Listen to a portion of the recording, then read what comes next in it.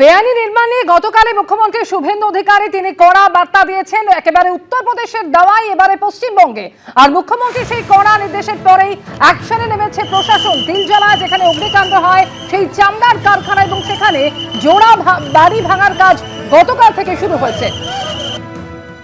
সরাসরি এই মুহূর্তে আমাদের সঙ্গে রয়েছেন প্রতিনিধি সুকান্ত মুখোপাধ্যায়। সুকান্ত, গতকালই আমরা দেখলাম মুখ্যমন্ত্রীর একেবারে কড়া বার্তার পর একের পর এক বুলডোজার নামানো হয়, পুলিশ আধিকারিক এবং কেন্দ্রীয় বাহিনী ঘিরে রাখে এলাকা এবং তার মধ্যে দিয়েই জোড়া বাড়ি ভাঙার কাজ শুরু হয়েছে।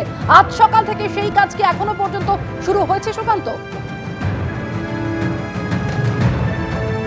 একেবারে দেখো, গতকালকে বিকেল 5:30 থেকে 6:30 পর্যন্ত বাড়ি ভাঙার কাজ চলছিল এবং আজকে দ্বিতীয় দিনে 10:30টার পর থেকে কিন্তু ভাঙার কাজ চলছে। জিজে খান রোডে রয়েছে এবং দেখতে পাচ্ছি 50/1 জিজে খান রোডের এই হচ্ছে সেই বাড়ি যেখানে গত মঙ্গলবার দিনকে সেই ভয়ানক অগ্নিকাণ্ড ঘটে এবং তার জেরে দুজনের মৃত্যু হয়।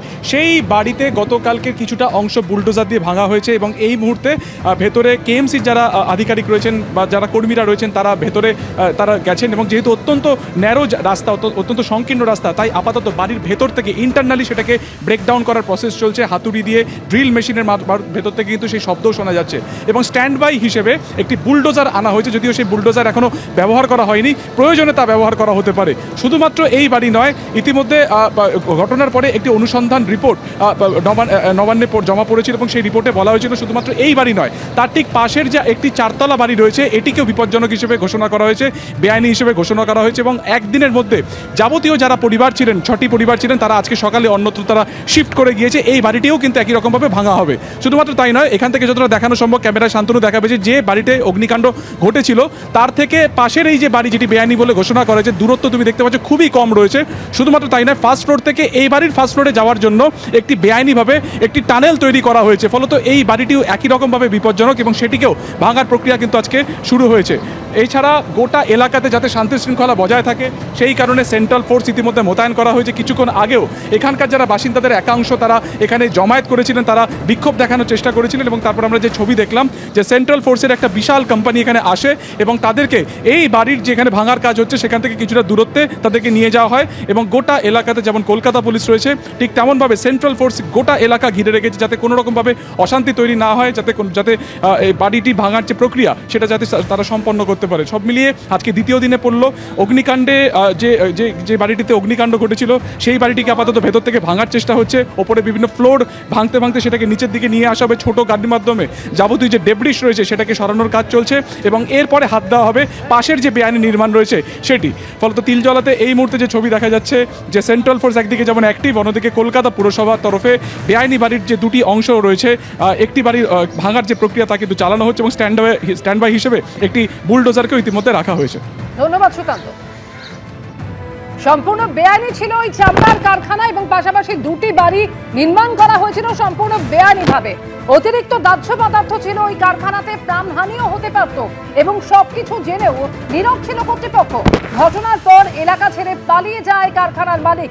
অগ্নিকাণ্ডের জেরে বাথরুমে আটকে থাকা আহতদের বাথরুম থেকে উদ্ধার করা হয়। তিলজলায় অগ্নিকাণ্ড নিয়ে আদালতে এমনই চাঞ্চল্যকর দাবি করেছে পুলিশ, খবর সূত্রে।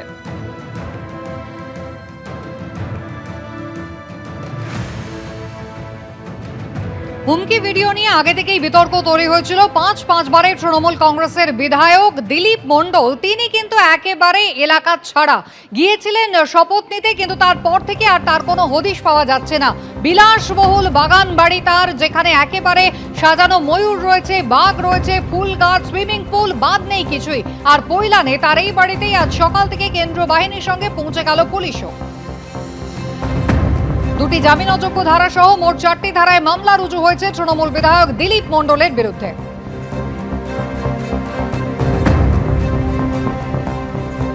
কোথায় তৃণমূল বিধায়ক দিলীপ মণ্ডল? তার বাড়ি, অফিস সহ একাধিক জায়গায় পুলিশ তল্লাশি শুরু করলো, দিলীপ মণ্ডলের কোনো খোঁজ পাওয়া যায়নি। এবং যে বাড়িতে আমরা দাঁড়িয়ে রয়েছি এটা হচ্ছে একটা বিলাসবহুল বাগান বাড়ি, যে বাড়িতে দিলীপ মণ্ডল থাকতেন বলে পুলিশ এখানেও কিন্তু তল্লাশি চালায়।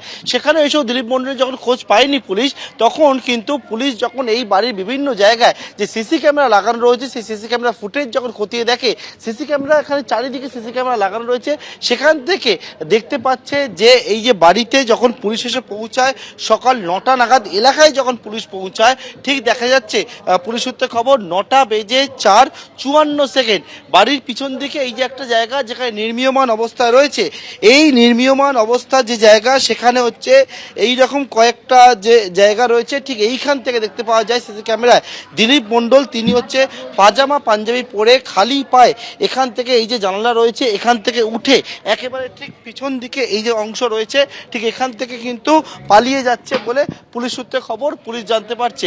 এবং এই যে জায়গায় আমরা দাঁড়িয়ে রয়েছি এইখানে আসার পরবর্তীকালে এখান থেকে পুলিশের টিম তারা দিলীপ মণ্ডলের খোঁজ শুরু করেছে এবং দেখতে পাচ্ছে যে পুলিশ যে এখান থেকে আসার পর এখান থেকে যে ছোট টিনের গেট রয়েছে তার উল্টো দিকেও সিসি ক্যামেরা রয়েছে, সেখান থেকে কিন্তু দিলীপ মণ্ডল চলে যাচ্ছে এবং এইখান থেকে যখন চলে যাচ্ছে দেখতে পায় এবং দেখার পরবর্তীকালে সেই সমস্ত জায়গা অর্থাৎ ঝোপ ঝাড় যেদিকে রয়েছে সেই জায়গা কিন্তু তৃণমূল বিধায়ক দিলীপ মণ্ডলের খোঁজে পুলিশ তল্লাশি চালাচ্ছে বিভিন্ন জায়গায়। পুলিশ সূত্রে খবর তার টাওয়ার লোকেশন ট্র্যাক করার চেষ্টা করা হচ্ছে, মোবাইল ফোনও কিন্তু নট রিচেবল অবস্থায় রয়েছে এবং তৃণমূল বিধায়ক কোন পথ থেকে পালালো, যে পথে পালাতে পারে সেই জায়গায় গিয়ে পুলিশ সিসি ক্যামেরা ফুটেজগুলো খতিয়ে দেখার চেষ্টা করছে বর্তমানে।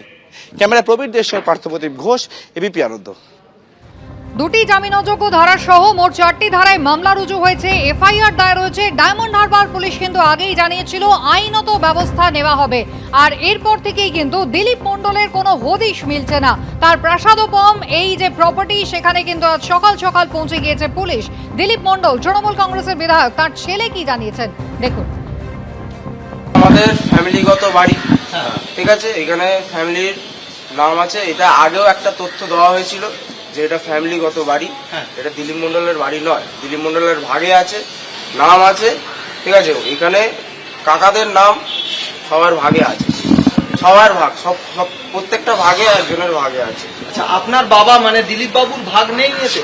না, মানে সবার দিলীপ বাবুরও ভাগ আছে, কাকাদের ভাগ না, আছে, সবার আছে, সবার ভাগের বাড়ি, তাই তো? ফ্যামিলির বাড়ি। কতদিন আগের বাড়ি এটা? মিনিমাম 15 বছর হয়ে গেছে। আপনার বাবা তো কোথায়?